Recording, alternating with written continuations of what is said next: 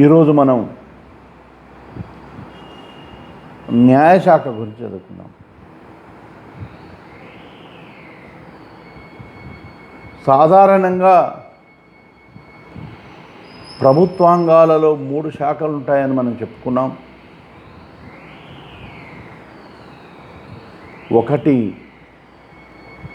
Legislature, శాసనశాఖ. రెండవది executive, కార్యనిర్వహణ శాఖ. మూడవది జ్యుడిషియరీ, న్యాయశాఖ. ప్రభుత్వాంగాలలో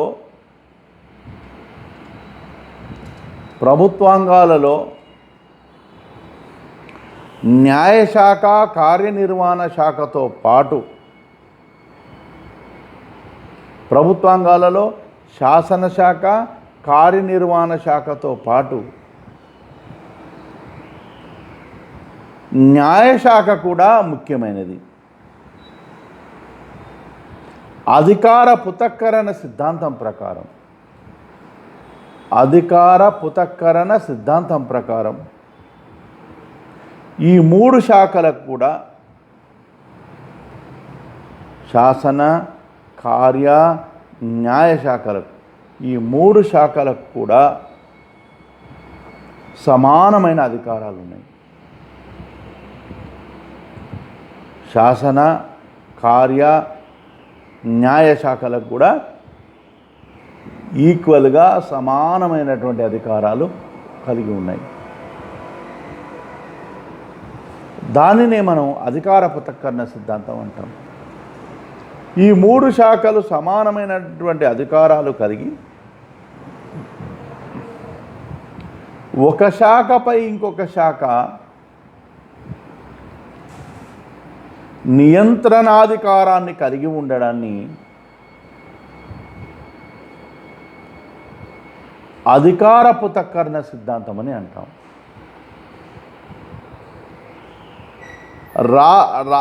రాజరిక వ్యవస్థలో సర్వాధికారాలు కూడా రాజు చేతిలో ఉంటాయి. న్యాయాధికారాలు కూడా రాజు చేతిలోనే ఉండేవి. ఆధునిక రాజ్యాలలో ప్రజాస్వామ్య వ్యవస్థ బలపడడంతో,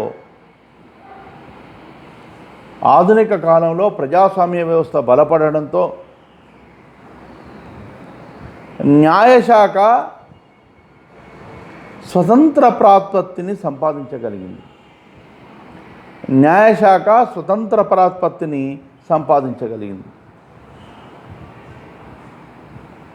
కాబట్టి ప్రజాస్వామ్య వ్యవస్థలో న్యాయశాఖకు అత్యంత ప్రాధాన్యత ఉన్నదని చెప్పుకోవచ్చు. న్యాయశాఖ నిర్మాణంలోని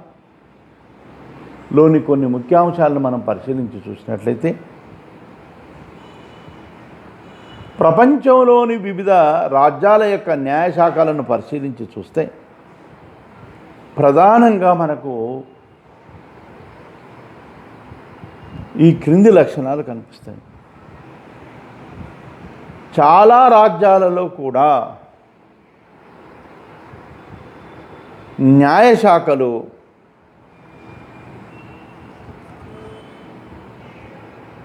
సోపాన క్రమంలో ఉంటాయి. సోపానంటే నిచ్చెన క్రమంలో ఉంటాయి. దిగువన చిన్న న్యాయస్థానం, ఎగువన అత్యున్నతమైనటువంటి న్యాయస్థానం ఉంటుంది. ఈ విధంగా న్యాయ వ్యవస్థ సోపాన క్రమంలో ఉంటుంది. ఇక రెండవది, సాధారణంగా న్యాయమూర్తులు దిగువన ఒకరు, ఎగువన అనేక మంది న్యాయమూర్తులు ఉంటారు. దిగువన ఒకే ఒక న్యాయమూర్తి ఉంటే ఎగువన అనేక మంది న్యాయమూర్తులు ఉంటారు. మూడవది, బహుసభ్య న్యాయమూర్తులు ఉన్న చోట, ఎక్కడైతే బహుళ సంఖ్యలో న్యాయమూర్తులు ఉంటారో,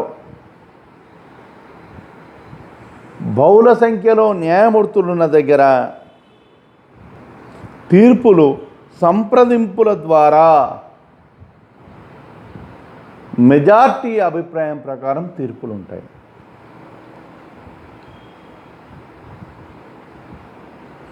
తర్వాత ఇంకొక అంశం, జనాభా ప్రాతిపదిక మీద ప్రాంతాల ఆధారంగా న్యాయస్థానాలు ఉంటాయి.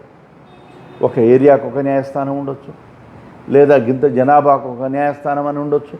మొత్తం మీద దిగువ న్యాయస్థానాలకు కొంత జ్యూరిడిక్షన్ ఉంటుంది. కొన్ని రాజ్యాలలో సంచార న్యాయస్థానాలు కూడా ఉంటాయి. దీన్ని మొబైల్ కోర్ట్స్ అంటారు. భారతదేశంలో కూడా ఉన్నాయి. ఇవి చిన్న చిన్న కేసులు పరిష్కరించడం జరుగుతుంది మొబైల్ కోర్టులో. ఫుడ్ బోర్డింగు, న్యూసెన్సు, ఇలాంటి చిన్న చిన్న కేసులు. సమాఖ్య వ్యవస్థలో కేంద్ర కోర్టులు వేరు, రాష్ట్ర కోర్టులు వేరుగా ఉంటాయి. Example America. కొన్ని రాజ్యాలలో పరిపాలనా న్యాయం వేరు, సామాన్య న్యాయం వేరుగా ఉంటుంది. Example France. సామాన్య ప్రజలు తప్పు చేస్తే ఒక రకమైన శిక్ష, అధికారంలో ఉన్నవారు తప్పు చేస్తే ఇంకో రకమైనటువంటి శిక్ష ఉంటుంది. అధికారంలో ఉన్నవారు తప్పు చేస్తే శిక్షలు కఠినంగా ఎక్కువగా ఉంటాయి. ప్రపంచంలో చాలా రాజ్యాలు కూడా సమన్యాయ వ్యవస్థకు ప్రాధాన్యత ఇవ్వడం జరుగుతుంది. సమన్యాయ వ్యవస్థ అంటే ఎలాంటి విచక్షణ లేకుండా ప్రజలందరికీ ఒకే ఒక విధమైనటువంటి న్యాయాన్ని అందించేదాన్ని సమన్యాయ వ్యవస్థ అంటారు. శిక్షలు, రక్షణలు అన్నీ కూడా ప్రజలకు సమానంగా వర్తిస్తాయి. న్యాయమూర్తుల నియామకం పరిశీలించి చూసినట్లయితే కొన్ని రాజ్యాలలో ప్రజలే న్యాయమూర్తులను నేరుగా ఎన్నుకుంటారు. ఎగ్జాంపుల్ అమెరికా రాష్ట్రాలలో, స్విట్జర్లాండ్లో. రెండవది, కొన్ని రాజ్యాలలో న్యాయమూర్తులు శాసనసభల ద్వారా ఎన్నుకోవడం జరుగుతుంది. ఎగ్జాంపుల్ స్విట్జర్లాండ్లో నేషనల్ కౌన్సిల్ ఆఫ్ స్టేట్స్ సంయుక్తంగా సమావేశమై 6 సంవత్సరాల కాల పరిమితికి న్యాయమూర్తులను ఎన్నుకోవడం జరుగుతుంది. ఇంకో అంశం, కార్యనిర్వహణ శాఖచే నియామకం. చాలా రాజ్యాలలో రాజ్యాధినేత న్యాయమూర్తులను నియమించడం జరుగుతుంది. Example India, USA, Britain. ఇక న్యాయమూర్తుల పదవీ కాలం విషయానికి వస్తే, న్యాయమూర్తులను ఎన్నుకోబడిన రాజ్యాలలో కాలపరిమితి ఉండగా నియమించబడినటువంటి రాజ్యాలలో నిర్ణీత వయసు వరకు కొనసాగుతారు. ఎగ్జాంపుల్ భారతదేశంలో నియమించబడతారు. హైకోర్టు జడ్జీల యొక్క వయోపరిమితి 62 సంవత్సరాలు, సుప్రీంకోర్టు జడ్జీల యొక్క వయోపరిమితి 65 సంవత్సరాలు. ఇక న్యాయశాఖ అధికారాల విషయానికి వస్తే,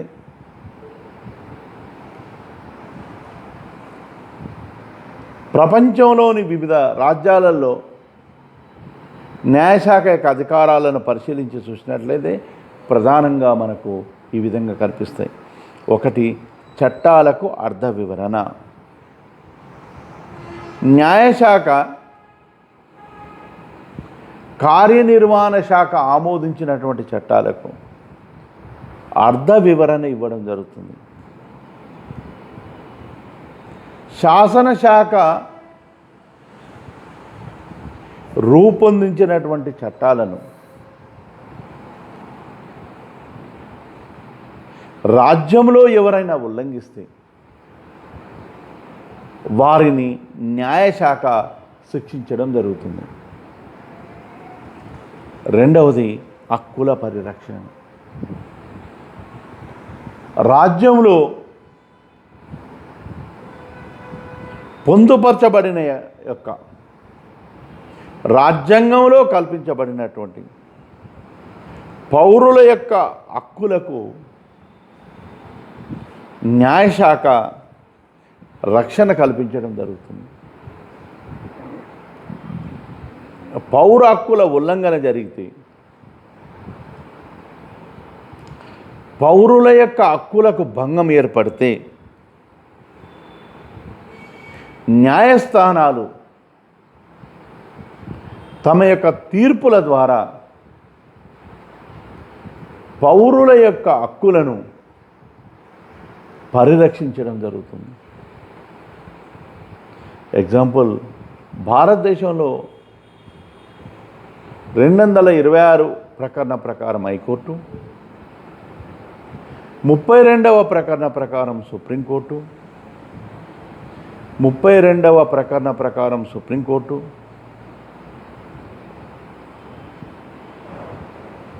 ప్రాథమిక హక్కుల పరిరక్షణకు రిట్లను జారీ చేయడం జరుగుతుంది. రాజ్యాంగ రక్షణ.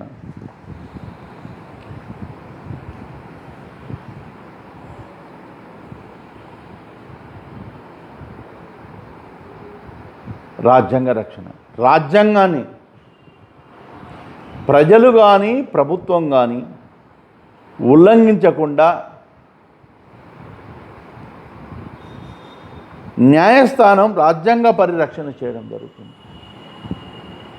దీనిని న్యాయ సమీక్ష అని కూడా అంటారు.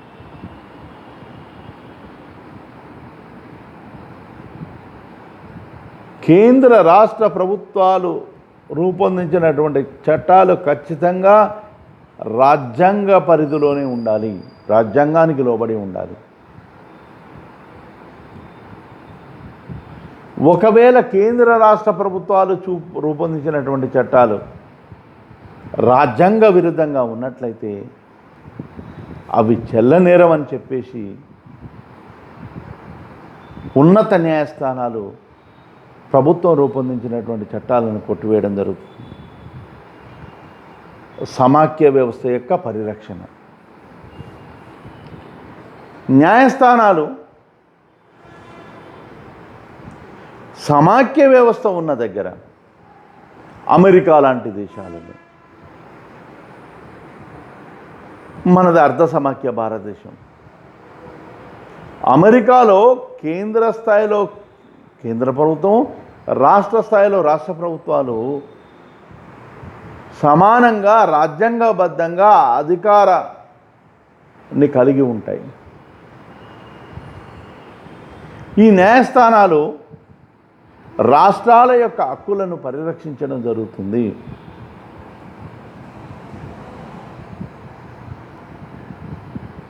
ఐదవది చట్ట రూపకల్పనకు ఆధారం.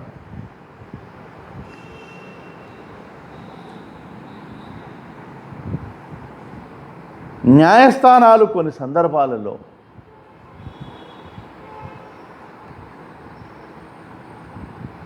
సమకాలీన చట్టాలను పక్కన పెట్టి కొన్ని తీర్పులను ఇవ్వడం జరుగుతుంది. దీనినే సమత అంటారు. ఈ న్యాయస్థానాలు ఇచ్చినటువంటి తీర్పుల ఆధారంగా శాసనసభలు శాసనాలను రూపొందించడం జరుగుతుంది.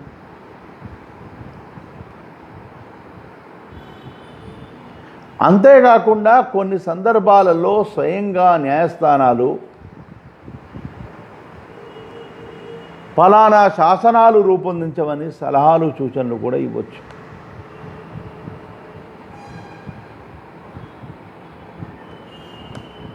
అదే ఆరవది సలహా ఇచ్చే అధికారం. కొన్ని రాజ్యాలలో రాజ్యాధినేత కనుక సలహా అడిగితే ఉన్నత న్యాయస్థానాలు రాజ్యాధినేతకు సలహా ఇవ్వడం జరుగుతుంది.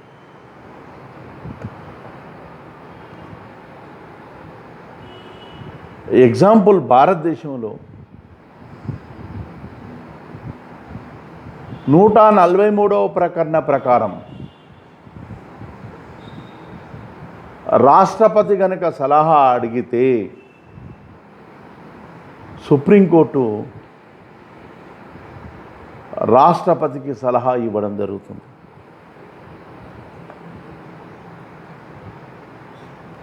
ఇక 7వది రికార్డులను భద్రపరచడం, court of record. Court of record అంటే ఉన్నత న్యాయస్థానాలు తాము ఇచ్చినటువంటి తీర్పులను రికార్డు చేసి భద్రపరచడం జరుగుతుంది. దీనిని కోర్ట్ ఆఫ్ రికార్డ్ అంటారు. ఈ కోర్ట్ ఆఫ్ రికార్డు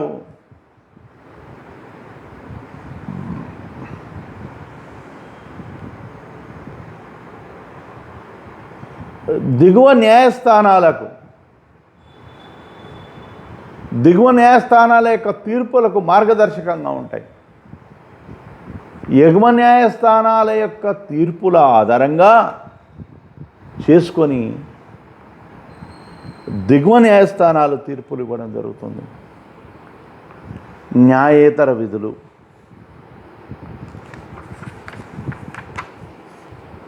కొన్ని రాజ్యాలలో అత్యున్నత న్యాయస్థానం యొక్క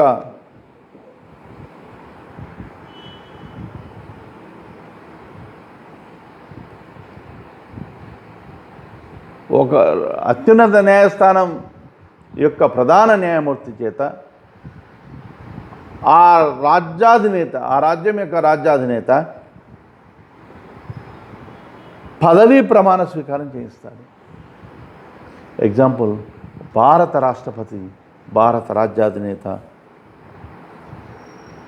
అతని చేత సుప్రీంకోర్టు ప్రధాన న్యాయమూర్తి పదవీ ప్రమాణ స్వీకారం చేయించడం జరుగుతుంది.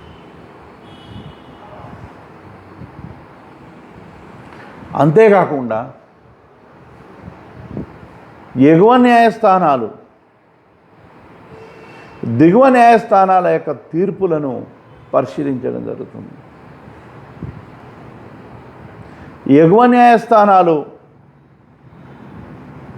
దిగువ న్యాయస్థానాల యొక్క తీరుతెన్నులను సమీక్షించడం జరుగుతుంది.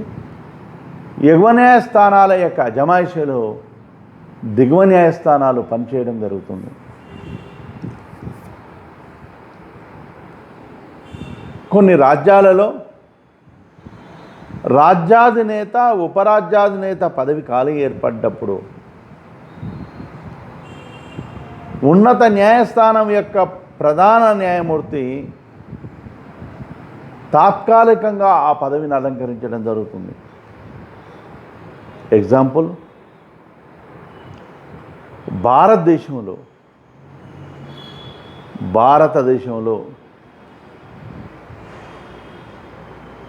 రాష్ట్రపతి పదవి, ఉపరాష్ట్రపతి పదవి ఖాళీ ఏర్పడ్డప్పుడు తాత్కాలికంగా సుప్రీంకోర్టు ప్రధాన న్యాయమూర్తి తాత్కాలిక రాష్ట్రపతిగా వివరించడం జరుగుతుంది. ఇక న్యాయ సమీక్ష. న్యాయస్థానాలకు ఉండబడినటువంటి అత్యున్నతమైనటువంటి అధికారం న్యాయ సమీక్ష. కేంద్ర రాష్ట్ర ప్రభుత్వాలు చేసినటువంటి చట్టాలు, కేంద్ర రాష్ట్ర ప్రభుత్వాలు చేసినటువంటి చట్టాలు రాజ్యాంగబద్ధంగా ఉన్నాయా లేవా అని సమీక్షించి, ఒకవేళ రాజ్యాంగబద్ధంగా లేకపోయినట్లయితే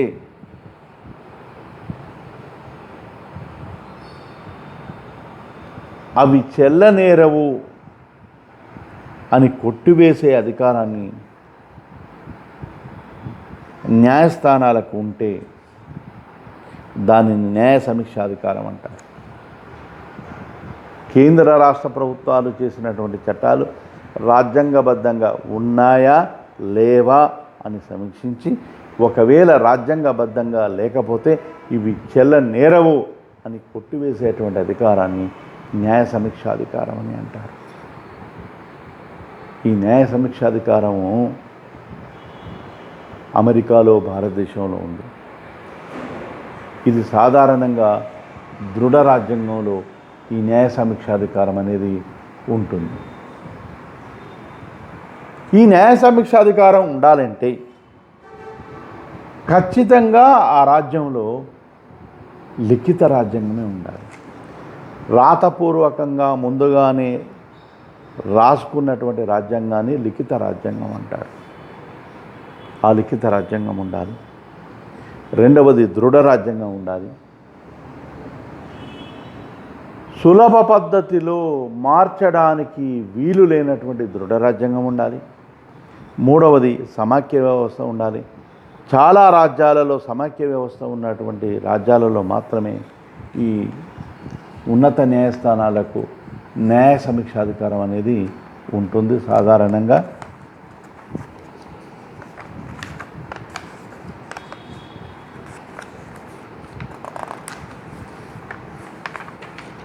అయితే ప్రతి రాజ్యంలో ఈ న్యాయ సమీక్షాధికారం అనేది అతి ముఖ్యమైనటువంటి సాధారణంగా శాసనశాఖను ఈ న్యాయ సమీక్ష ఆధారంగానే కార్యనిర్వహణ శాఖను ఈ న్యాయ సమీక్ష ఆధారంగానే అదుపులో ఉంచడం జరుగుతుంది.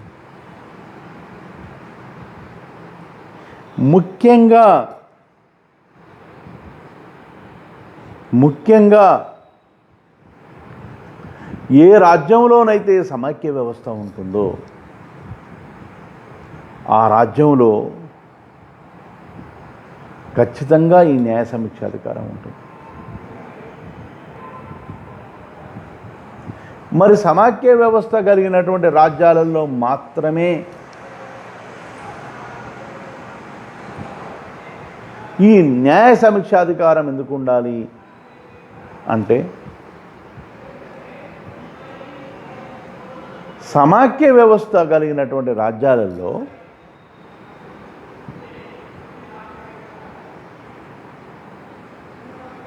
కేంద్ర ప్రభుత్వాలు వేరు, రాష్ట్ర ప్రభుత్వాలు వేరు ఉంటాయి.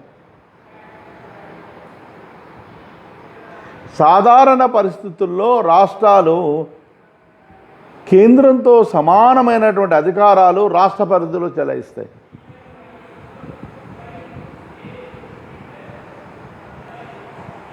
కొన్ని సందర్భాలలో కేంద్ర ప్రభుత్వము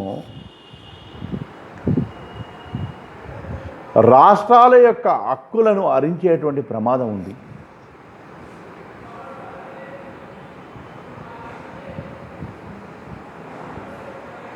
కాబట్టి రాష్ట్రాల యొక్క హక్కులను కాపాడి సమాఖ్య వ్యవస్థను నిలబెట్టాలంటే ఖచ్చితంగా కూడా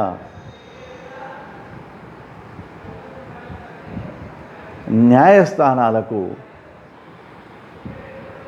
న్యాయ సమీక్షాధికారం ఉండాల్సిందే. లేకపోతే కేంద్ర ప్రభుత్వము బలమైనది కాబట్టి రాష్ట్రాల యొక్క హక్కులను, రాష్ట్రాల యొక్క అధికారాలను హరించేటువంటి ప్రమాదం ఉంటుంది. అందుకోసమే సమాఖ్య వ్యవస్థలో ఈ న్యాయ సమీక్షాధికారం న్యాయస్థానాలకు ఖచ్చితంగా ఉంటుంది.